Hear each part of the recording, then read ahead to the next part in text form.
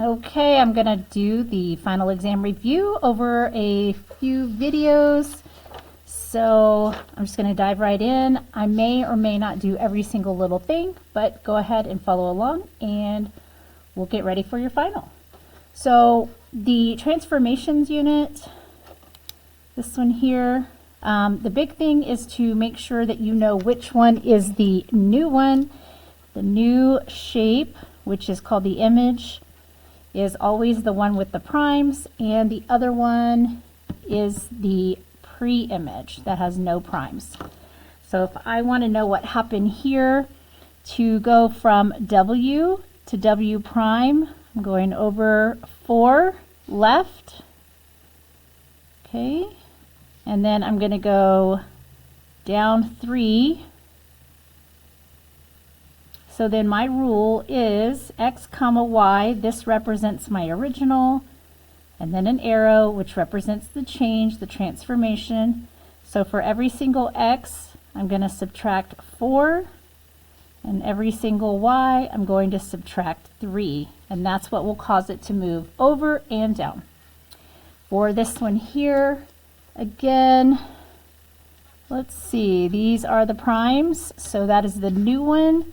To go from Q to Q prime, I'm going to go over 1 to the right.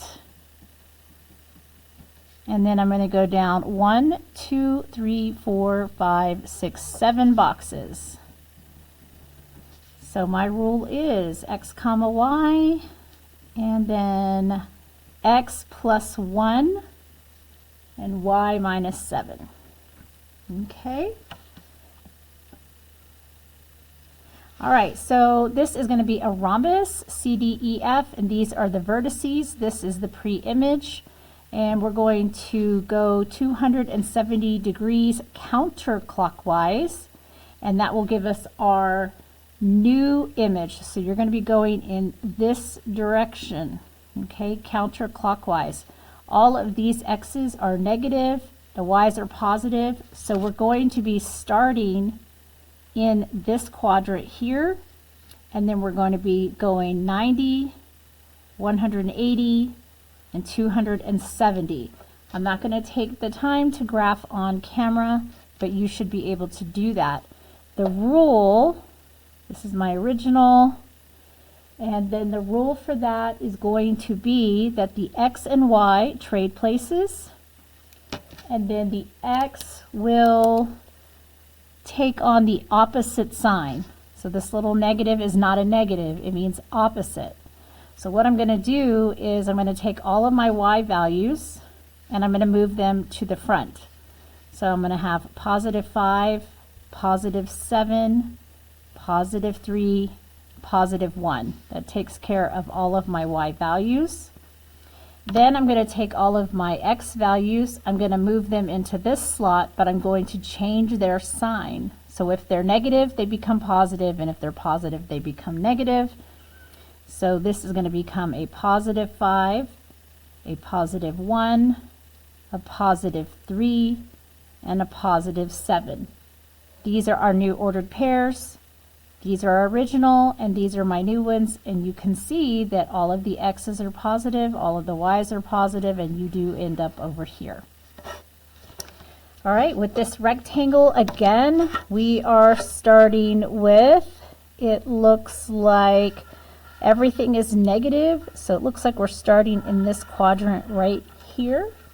And then we're just going to go 90 degrees counterclockwise. We're literally just going one turn.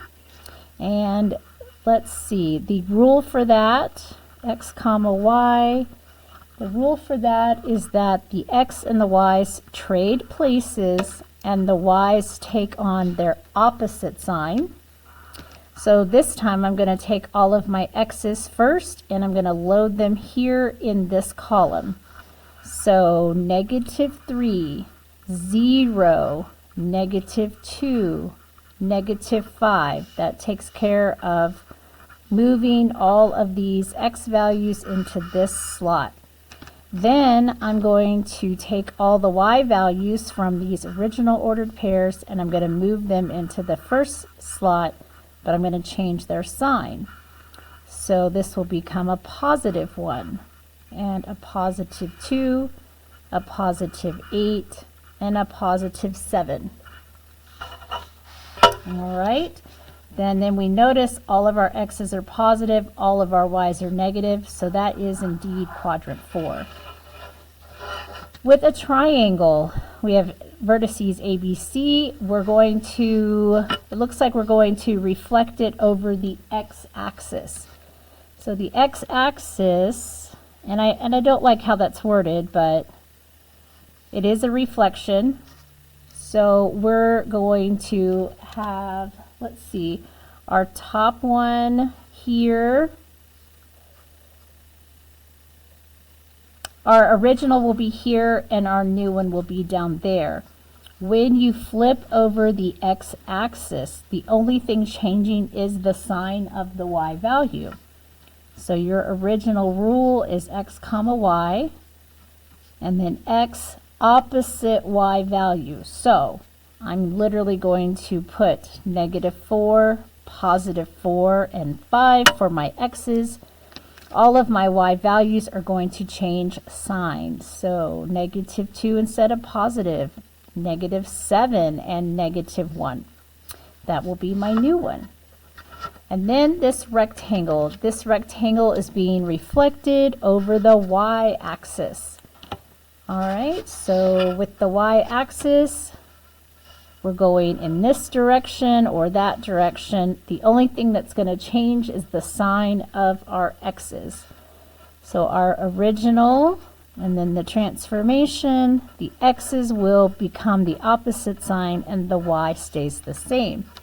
I'm going to go ahead and leave my y values alone. So 2, 5, 3, 0. I'm going to take all of my x values and give them their opposite sign. -1, -2, -8, and -7. So there we go. That will be the new one.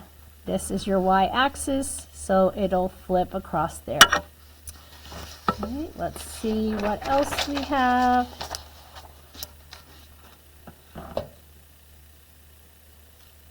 Okay, so for each dilation diagram, state the scale factor.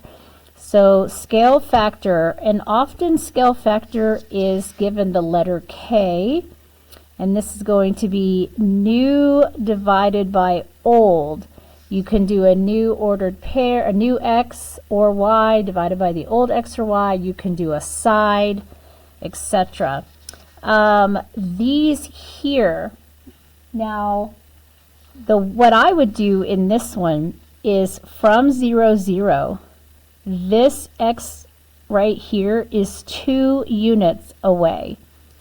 The primes are my new one, so I know that from 0, 0, I'm going 2, 4, 6, 8. Okay, so this is a distance of 8. That's probably the easiest one to do.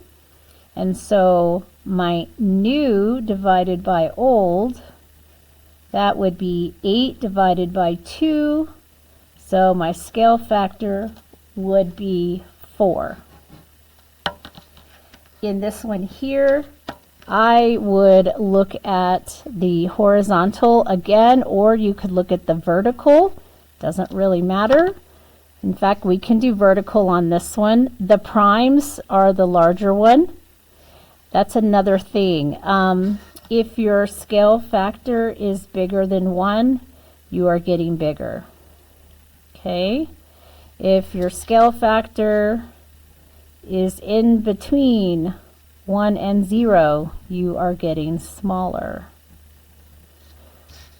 This particular deal here, this is what? 1, 2 units here. Okay, and then this is 1, 2, 3 units there. So my new is a 3, my old is a 2. So my scale factor is 3/2 or 1.5. All right. And then we have a drawing that is not even on a graph.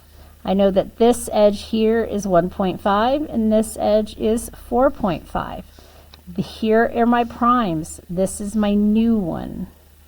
So 4.5 divided by 1.5, I will get a scale factor of 3. Okay. Describe the transformation. What two transformations took triangle ABC to triangle A double prime, B double prime, C double prime. So that means we had the original, something happened, and then something else happened. So there's two different things. So let's see. This would have needed, the C is still on the left. The A is flipped down. Okay, so definitely, I would say at first you could probably do a reflection. Okay, so this would be C prime, B prime, and A prime. So it would look like that. And then I'd have to go 1 to the right and then 2 down. So let's see. It's definitely not a rotation. A translation of 1 right and 2 down, followed by a reflection over the x-axis. Okay, well that would work. A reflection over the x-axis followed by a translation of 1, negative 2. Oh, these are backwards. So let's see. Well, it's not this one. Let's see what happens if we translate it first and then flip it down. If I go 1 to the right and 2 down, this is A prime. 1 to the right, 2 down. This would be C prime. And then 1 to the right, B prime. And then if I were to flip this triangle over the x-axis, it would end up like this. So it can't be this one because that would not be, because of the order, that it's out of order, it wouldn't end up down here. So order does matter, and it would be D. And I believe, well, let's do one more. Let's do these because these are scale factor. Says find the measure of the dilation image M prime, N prime, or the pre-image Mn using the given scale factor. So this is my old one. So I got to find my new one. So if you have your scale factor equals new divided by old, well, then I can say that 2 is equal to the new one. I don't know, but I know that Mn is my old one, so it would be right there. Okay, so then these get multiplied because they're on either side of the equal sign.